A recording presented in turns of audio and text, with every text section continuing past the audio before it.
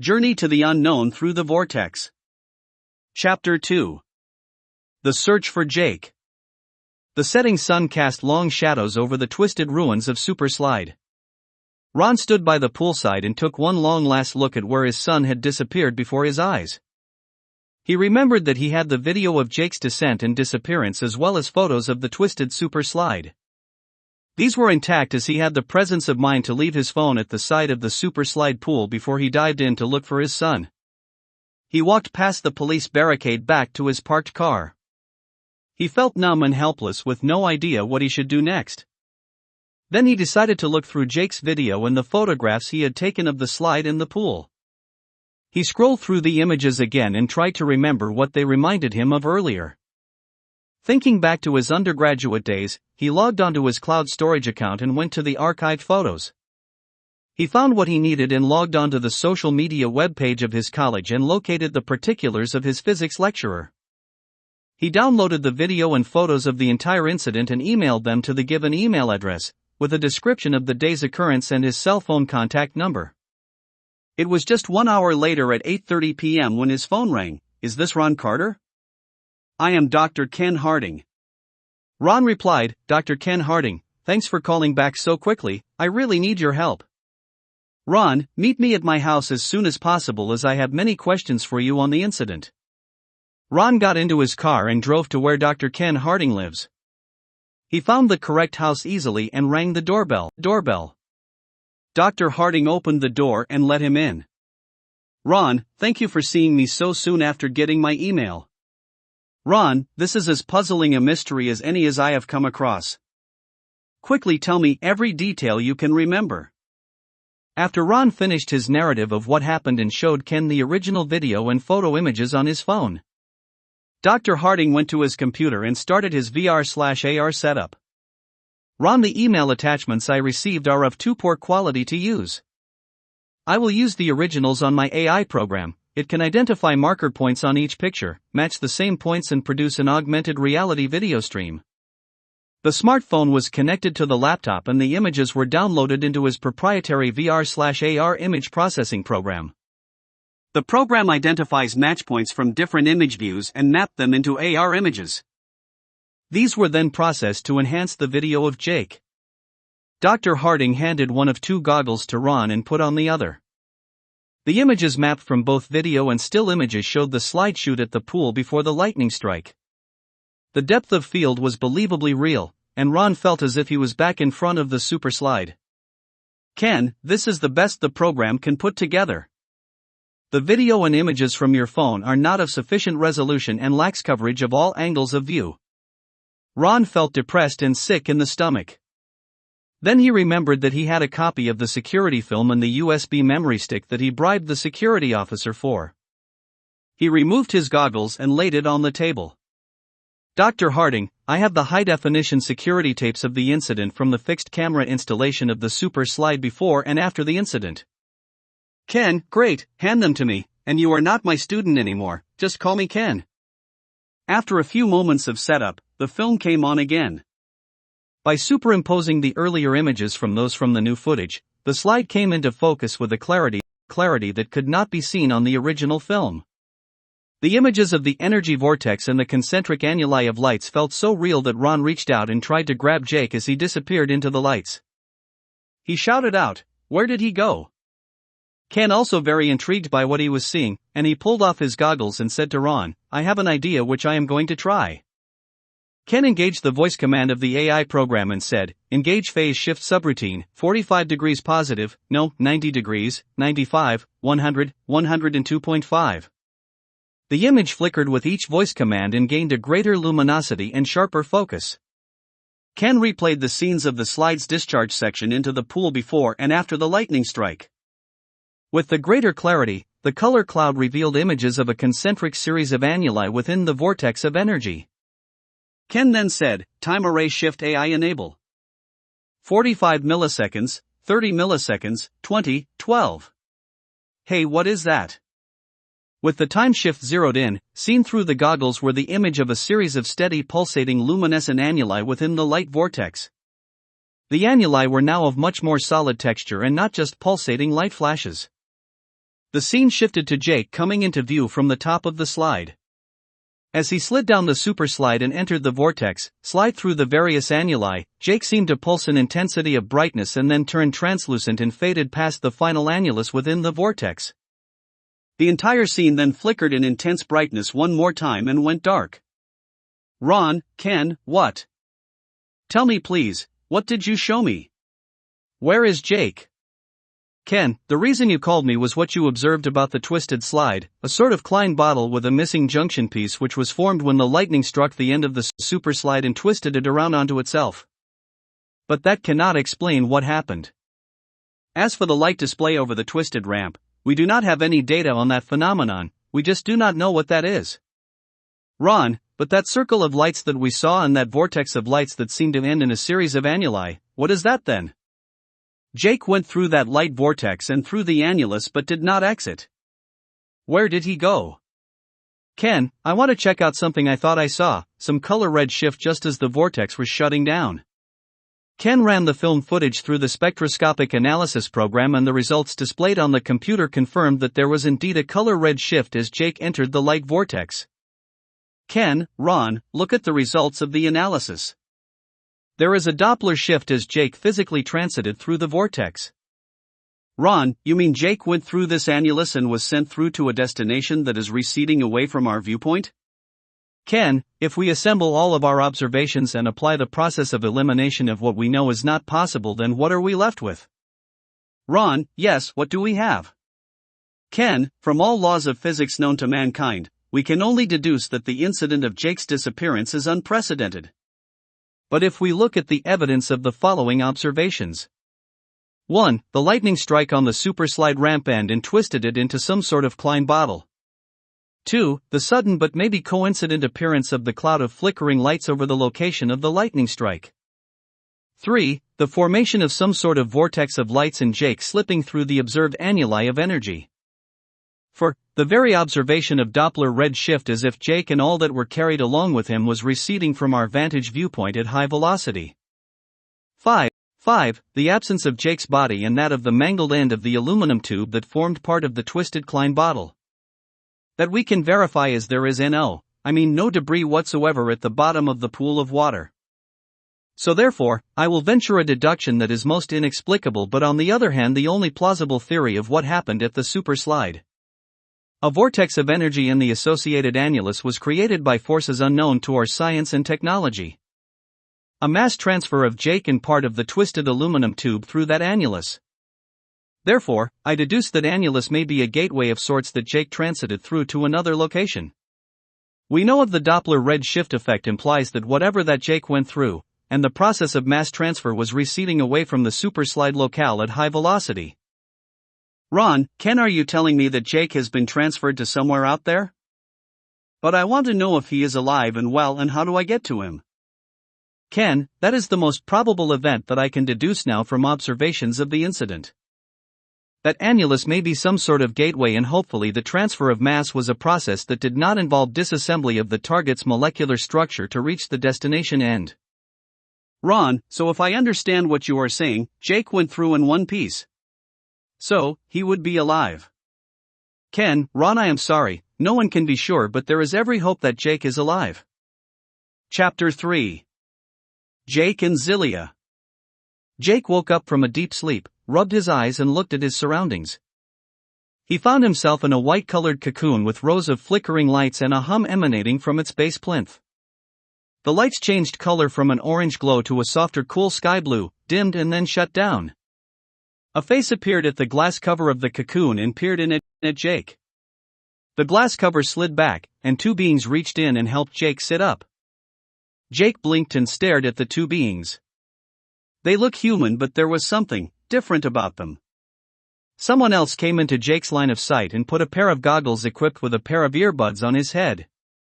The image of this person snapped into focus. He spoke to Jake, "How do you feel? You should be able to see and hear me now." Jake tried to climb out of the cocoon contraption and felt his knees give way. "Easy now, after the journey you've just taken, it's no wonder that you cannot stand up, and because your transit could not have taken place in a worst possible manner, we were lucky that we intervened in the mass transfer process to extricate you. With helping hands from the two persons, Jake tried standing up, but his feet gave way at his knees. He could only remain standing with their hands supporting both of his shoulders. He asked in an agitated manner, "Where am I? Where is my dad?"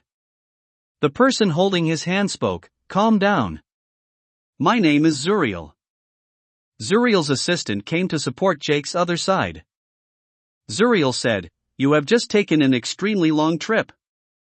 And because of your ordeal, we put you into the medical recovery pod for the last few periods." Jake's legs felt weak and was about to crumble and drop to the ground. He was led supported on both sides to a chair. "Zuriel, sit in this chair and rest. Here, put on this device on your head.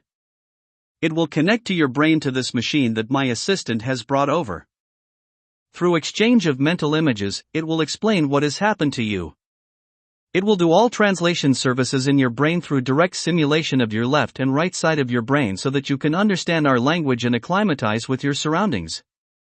As for these glasses, you need to wear it as it will work with this machine to rid your eyes of any disruptive effects caused by your mass transfer through our dimensional gate. It will only take a few minutes to remedy those disruptive effects." Just then a young girl came into the room and Zuriel bent over and kissed her on the forehead. "This is Zillia." "Zillia, hello, what is your name?" "I am Zillia, and Zuriel is my father." Jake wanted to stand up but felt dizzy due to the aftereffects of his journey. He could only manage a low voice to reply, "I am Jake." To be strong enough to speak with Zillia, he had to hold on to the arm rest of the chair to steady himself as he stood up. Zillia stepped forward and held on to Jake's other hand to steady him. She turned to Zuriel and asked, "Father, Jake is still not well, he should rest in the guest room until he feels better."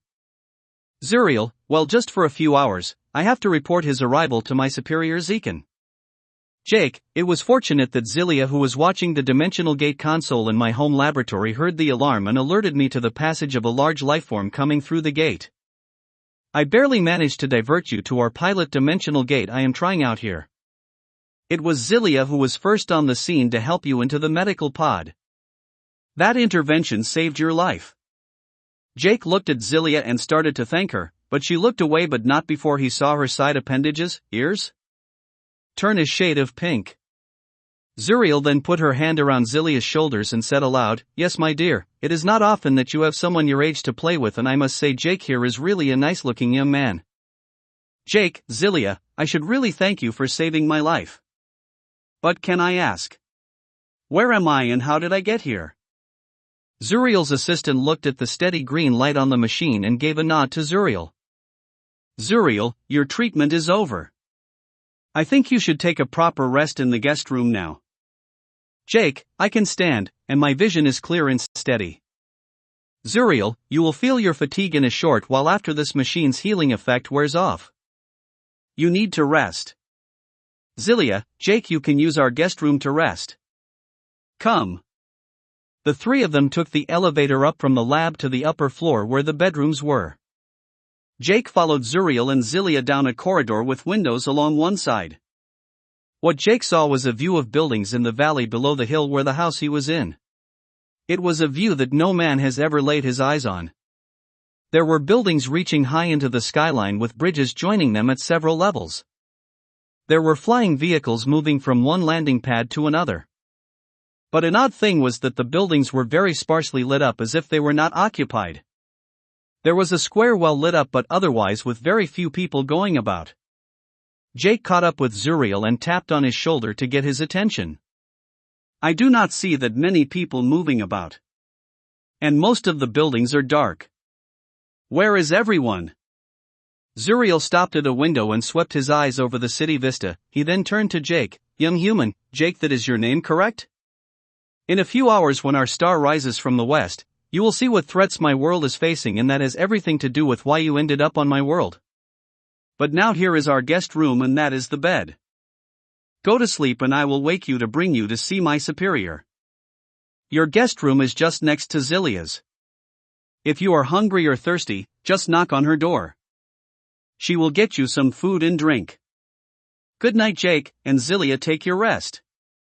Tomorrow will be a busy day for you and me." Zillia was resting in bed when she heard a soft knock on her bedroom door. She went to open the door and found Jake standing outside. "Jake, sorry to wake you up, but I have so many questions I like to ask you." "Zillia, oh. I was actually thinking of. Come in quickly before my father hears us talking in the corridor." Jake stepped into Zillia's room and looked around without knowing where to go. "Zillia, come to my window and we can look out at the stars in the sky." Zillia operated a button and the window slid up and they stood by the window and looked out at the night sky of Heliu. "Jake, your stars look totally nothing like what I see back home. Where am I?" "Zillia, Jake, you are not on your home planet any longer. This is Heliu and you did not just travel far but through the dimensional gate that my father and his superior Zekan developed." "Jake, dimensional gate, what is that? You say this is Heliu? I have never heard of a place like that on the internet." "Zillia, Jake, listen to me. You are not on your planet anymore. Heliu is my home world, and you are in a different time-space dimension that your planet exists in." "Jake, but why was I brought here and how do I get home? You said that you happened to notice some alarm going off and your intervention saved me?" "Zillia, I looked for my dad at his lab when I noticed the alarm. I did not know what else to do. Jake, you saved my life. I am grateful for that. Zillia, my father will be expecting you to have rested in your room. Maybe you should go get some rest really." "Jake, alright, but I have so many questions that I like to ask you." "Zillia, there will be time for that. Jake, when you return with my father this evening, we can listen to my harmonic sound collection?"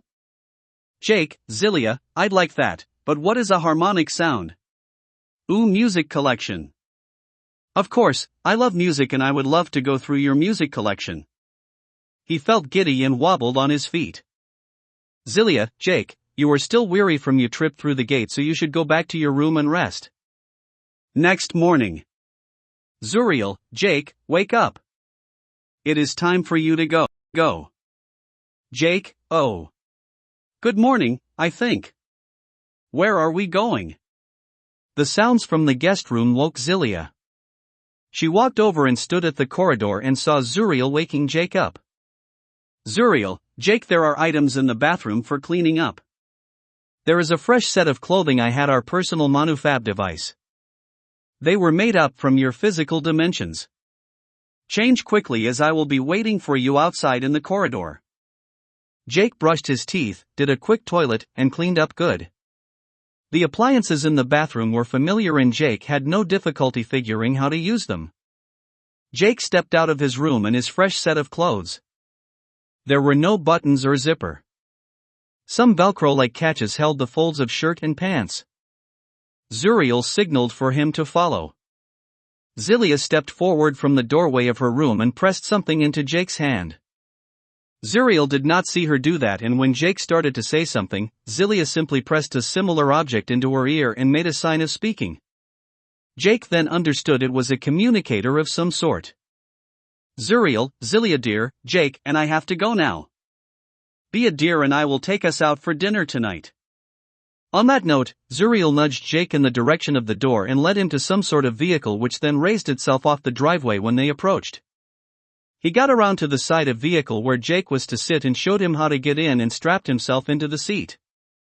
With a subtle hum, the vehicle lifted itself off the ground and moved with increasing speed towards the main junction, where it climbed a ramp and joined the fast-moving stream of similar vehicles.